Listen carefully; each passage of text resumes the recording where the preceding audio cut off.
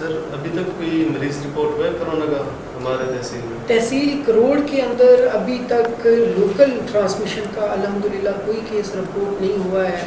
جو زائرین کروڑ کے ایران سے واپس آئے تھے جن کو ہم نے ڈی جی خان میں کوارنٹائن کیا تھا, ان میں 4 کیسز پازیٹیو رپورٹ ہوئے تھے جو اس کے بعد وہیں پر ہاسپٹلائز ہو گئے, اور جو باقی زائرین تھے ان کا نیگیٹو ٹیسٹ رپورٹ ہونے کے بعد ان کو گھروں میں بھیج دیا گیا.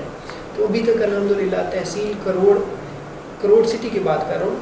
فتح پور کے اندر تو ابھی جیسے کہ آپ کو علم ہے, آپ کے علم میں ہے کہ پچھلے دنوں ہمارے ایک پولیس کے جوان کا پازیٹیو رزلٹ رپورٹ ہوا ہے, اور اس کے کانٹیکٹس میں پھر ان کے ایک رشتہ دار کا بھی کیس رپورٹ ہو گیا ہوا. تو لوکل ٹرانسمیشن کے یہ 2 کیسز فتح پور کے اندر رپورٹ ہوئے ہیں جو یقینی تحصیل کروڑ میں شامل ہے. اس کے علاوہ الحمدللہ کوئی کیس ابھی رپورٹ نہیں. سر احساس سینٹر میں کوئی سفارش چل سکتی ہے کسی کو؟ احساس سینٹر میں ہم نے بڑے ہی منظم انداز میں کافی زیادہ ڈپلائمنٹ کے ساتھ اور میکسیمم وسائل لگا کے ایک ایسا انتظام بنایا ہے کہ جہاں پر جو لوگوں کو جو بینیفیشریز ہیں امداد مل رہے ہیں, جن کو امداد گورنمنٹ پاکستان کی طرف سے مل رہی ہے, وہ سہولت کے ساتھ جا کے وہاں سے پیسے وصول کریں. تو اس کے اندر ہم نے بڑا ایک سادہ سا نظام اس طرح سے بنایا ہے کہ جیسے ہی لوگ وہاں پر جاتے ہیں اور رش شروع میں بہت زیادہ ہوتا ہے تو ان کی ہم ایک لسٹ بنا لیتے ہیں. اس لسٹ کے حساب سے ہم ان کو ویٹنگ ایریا میں بٹھاتے ہیں اور وہاں پر ایک ایک کا نام پکار کے ہم ان کو جو ہمارے پیمنٹ کے کاؤنٹرز ہیں وہاں پر بھیجتے ہیں. تو اس طرح سے جو بھی شخص یا ہماری جو خواتین ہیں وہاں پہ جا رہی ہیں ان کو وہاں پر زیادہ سے زیادہ 1 گھنٹہ 1.5 گھنٹہ گزارنا پڑتا ہے. سائے کا انتظام ہے, باقی بنیادی سہولتیں بھی ہیں, لیکن انفارچونیٹلی کچھ لوگ کوشش کرتے ہیں سارے سسٹم کو جمپ کر کے ہم جائیں اور بڑے پروٹوکول کے ساتھ جا کر کے وہاں سے پیسے لے لیں. ایسی صورتحال کو میں سختی سے ڈسکریج کر رہا ہوں. مجھے جو ایسے نظر آتے ہیں میں ان کو پھر وہ اپنے حساب سے تنبیہ بھی کرتا ہوں. تو سختی کے ساتھ ہم سسٹم کو جس طرح سے ہم نے ڈیوائز کیا ہے تاکہ لوگ جو ہیں وہ وہاں پہ فرسٹریٹ نہ ہوں. سر ہم نے دیکھا ہے کہ کافی لوگ اپنا رابطہ کر کے آگے جانے کی کوشش کرتے ہیں لیکن آپ نہیں جانے دیتے ہیں.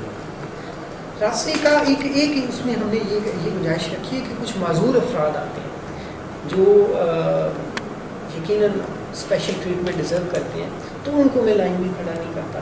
وہ جیسے ہی آتے ہیں ان کو پیمنٹ کاؤنٹر سے ہم جلدی فارغ کرتے ہیں. بہت بوڑھی خواتین آتی ہیں یا جن کے پاس بہت چھوٹے بچے ہوتے ہیں تو ان کے لیے میں کوشش کرتا ہوں کہ ان کو زیادہ انتظار بالکل نہ کرنا پڑے اور ان کو پرائرٹی پہ ہم جلدی بھیجتے ہیں. سر صحافی حضرات کی طرف سے شکایت آ رہی ہے کہ آپ نے ان کو حفاظت سینٹر میں اندر جانے کی اجازت نہیں دی. نہیں, قطعاً ایسا نہیں ہے.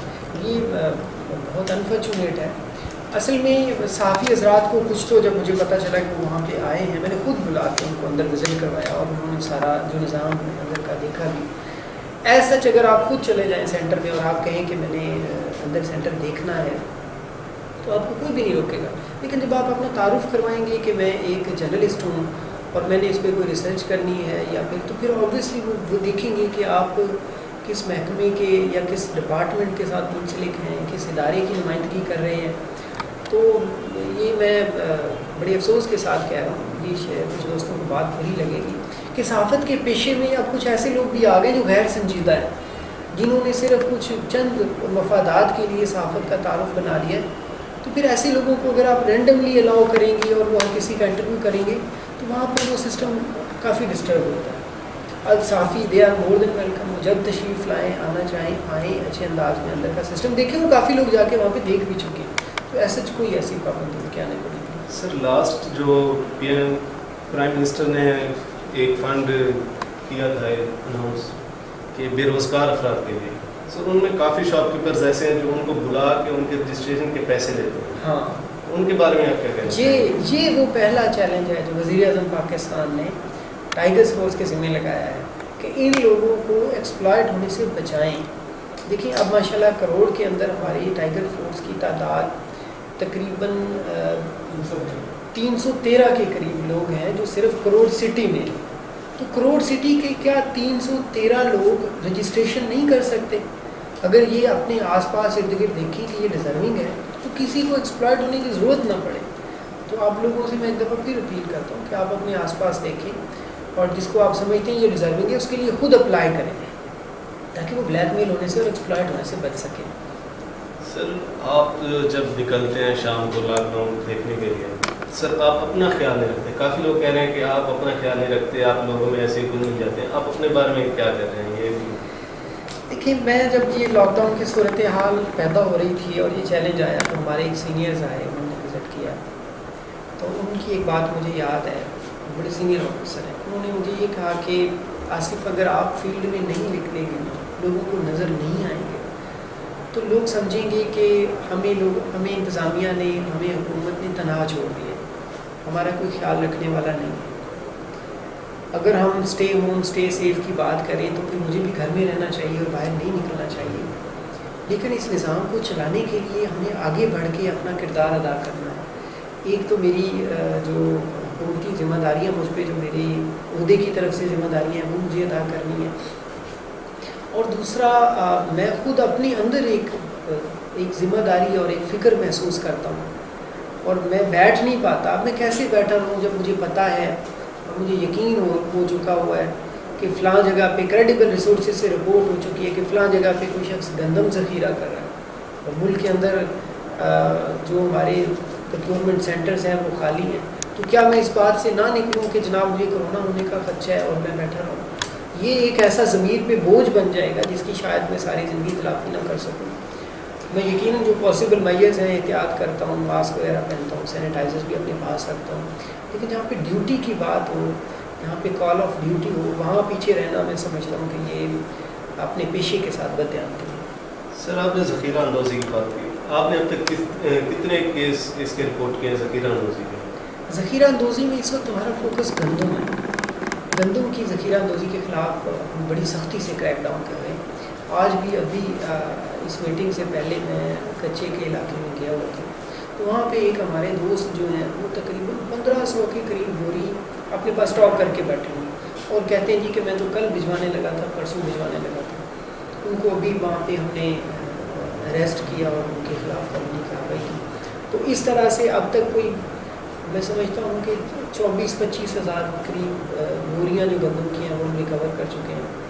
5 کے قریب FIRs بھی ہوئی ہیں، جس میں ہوڈنگ والی بھی ہیں، پروفیٹیئرنگ والی بھی FIRs ہیں، جرمانے بھی لوگوں کو بہت ہیوی کیے جا رہے ہیں۔ لیکن یہ کوئی ایسی فخر کی بات نہیں ہے کہ ہم لوگوں کو جرمانے کر رہے ہیں، یہ لوگوں کو تنبیہ کے لیے ہے کہ آپ ذمہ داری کا احساس رکھتے ہوئے اس چیز سے باز رہیں۔ جب آپ کو حکومت ایک مناسب قیمت ادا کر رہی ہے تو آپ کو ولنگلی آنا چاہیے اور گندم دینی چاہیے سینٹرز کو۔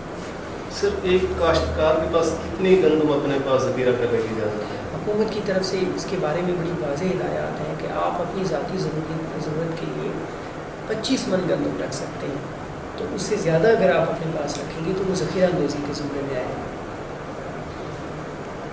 25 من، اب جس کا گزارا نہ ہو 25 من اس کا کیا بنے گا؟ ہمیں بالکل اس بات کا احساس ہے کہ اگر کسی کی فیملی بڑی ہے یا کسی نے اپنے مزارے کو بھی دینی ہے یا بیج کے لیے بھی رکھنا ہے تو اس کو بھی ہم نرمی سے دیکھ رہے ہیں۔ ایسا نہیں ہے کہ کسی کے پاس 25 من 10 بوری کے برابر گندم ہے، جو 100 کلو والی بوری ہے وہ 10 بوری تو 25 من ہو جاتا ہے۔ لیکن اگر کوئی بندہ 500 بوریاں رکھ کے بیٹھا ہوا تو اس کے پاس کیا وضاحت ہے، کہاں 10 بوری کہاں 500 بوری، اور اگر وہ 500 بوری کی بنیاد بتائے گی کہ مجھے تو فلاں کو دینا ہے فلاں کو دینا ہے، تو اصل میں جو مسئلے کی بنیاد ہے وہ یہ لوگ ہیں۔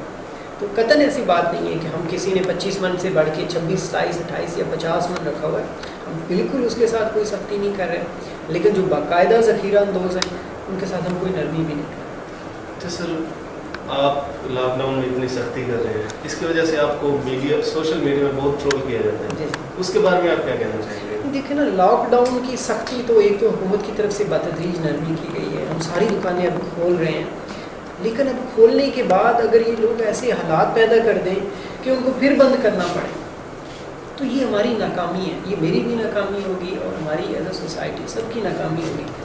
یہ سختی اس لیے ہے کہ جب دکان کھول دی ہے تو اس کے ساتھ SOPs بھی ہیں، آپ نے 5 بجے دکان بند کر دینی ہے تو کیوں نہ بند کی جائے؟ اگر کوئی 5 بجے بھی بند نہیں کر رہا تو آپ کیا سمجھتے ہیں کہ ہم ان کے ساتھ اگر نرمی کریں گے تو وہ 5 بجے بند کریں گے؟ تو ابھی تو میں پھر آپ کے توسط سے کہہ رہا ہوں، ابھی تک تو ہم بہت نرمی کر رہے ہیں، میں نے کچھ جرمانے کیے، لیکن اگر آئندہ لوگوں نے اپنا رویہ نہ بدلا تو اس سے بھی زیادہ سخت جو اقدامات ہیں وہ کیے جائیں گے۔ سر آپ ہمارے چینل کی طرف سے ہمارے ناظرین کو پیغام دینا چاہیں تو؟ بہت شکریہ۔ میں سوچ رہا تھا کہ میں سیلیبریٹی تو بالکل بھی نہیں ہوں کہ آپ نے مجھے اتنا ٹائم دیا ہے اور باقاعدہ سے میرا انٹرویو کیا جا رہا ہے، لیکن میں یہ ضرور کہوں گا کہ جو اقدامات گورنمنٹ کی طرف سے اس بحرانی صورتحال میں کیے جا رہے ہیں خدارہ اس کو سنجیدگی سے لیں، سمجھیں، اور جو راستہ ایک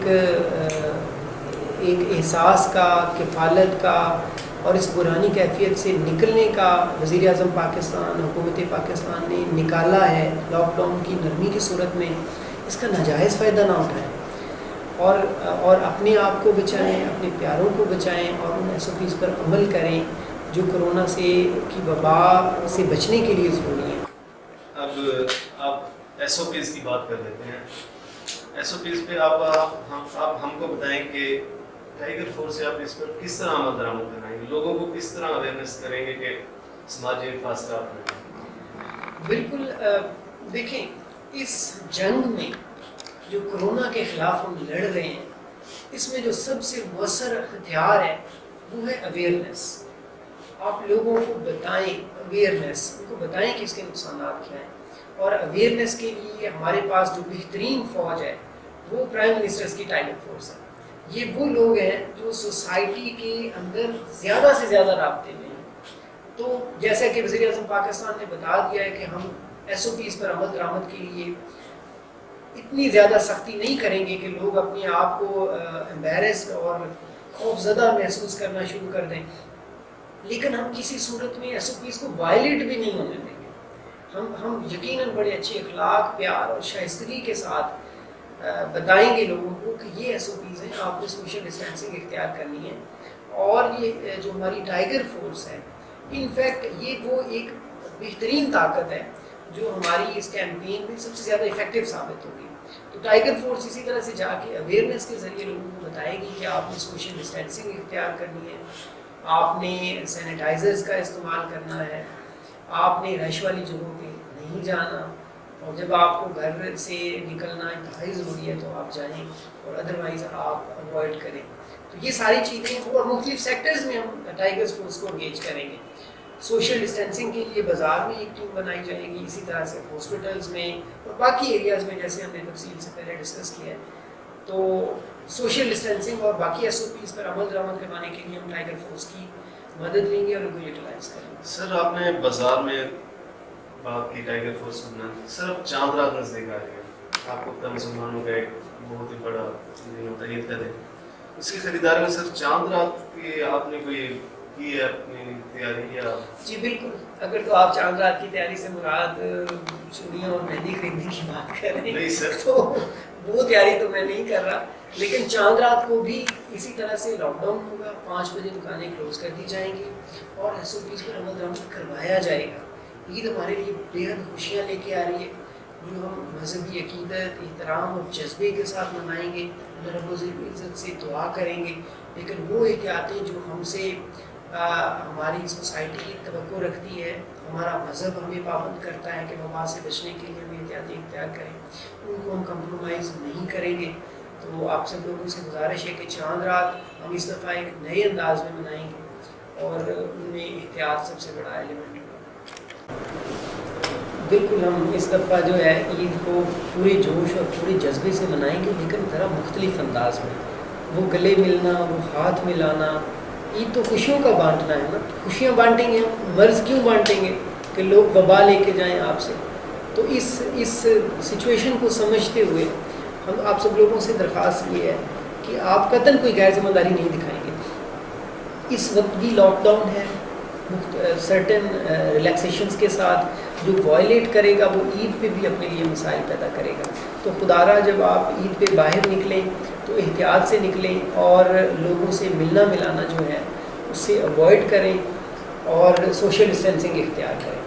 سر سنا ہے آپ نے اس مرتبہ اعتکاف پر پابندی لگائی ہے پورے ملک میں پرائم منسٹر کی طرف سے؟ نہیں، قطعاً ایسا نہیں، اعتکاف پر بالکل کوئی پابندی نہیں ہے، اور دراصل جو کوارنٹائن کرنا ہے، اپنے آپ کو باقی لوگوں سے علیحدہ کرنا، وہ اعتکاف کی ہی طرح سے تو ایک عمل ہے۔ تو مساجد میں اعتکاف ہو سکے گا، لیکن احتیاط کے ساتھ جو گورنمنٹ نے ڈائریکشنز دی ہیں اس کے مطابق۔ جی، تو یہ تھے آج کے ہمارے مہمان اسسٹنٹ کمشنر آصف اقبال صاحب، جن کا پیغام تھا گھر رہیں، سیف رہیں، فی امان اللہ، خدا حافظ۔